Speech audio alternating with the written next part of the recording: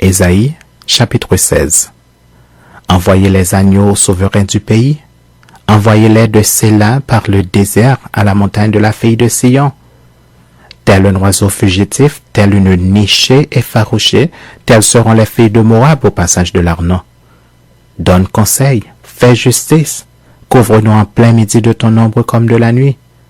Cache ce que l'on poursuit, ne trahis pas le fugitif. Laisse séjourner chez toi les exilés de Moab. Sois pour eux un refuge contre le dévastateur, car l'oppression cessera, la dévastation finira, celui qui foule le pays disparaîtra.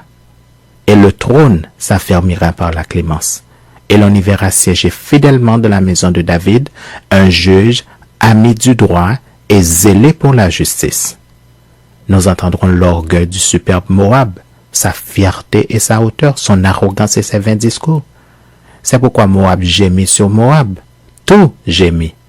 Vous soupirez sur les ruines de Kir-Hareset, profondément abattus, car les compagnes de Hesbon languissent.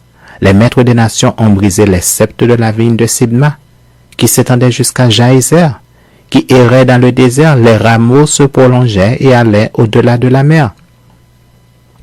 Aussi je pleure sur la vigne de Sibma, comme sur Jaézer.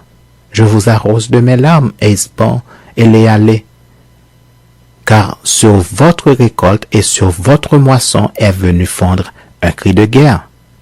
La joie et l'allégresse ont disparu des campagnes. Dans les vignes, plus de chants, plus de réjouissance. Le vendangeur ne foule plus le vin dans les cuves. J'ai fait cesser les cris de joie. Aussi mes entrailles frémissent sur Moab comme une harpe, et mon cœur sur Kir-Hares. On voit Moab qui se fatigue sur les hauts lieux. Il entre dans son sanctuaire pour prier et il ne peut rien obtenir. Telle est la parole que l'Éternel a prononcée dès longtemps sur Moab. Et maintenant l'Éternel parle et dit, dans 3 ans, comme les années de mercenaires, la gloire de Moab sera l'objet du mépris avec toute cette grande multitude. Et ce qui restera sera peu de choses, presque rien.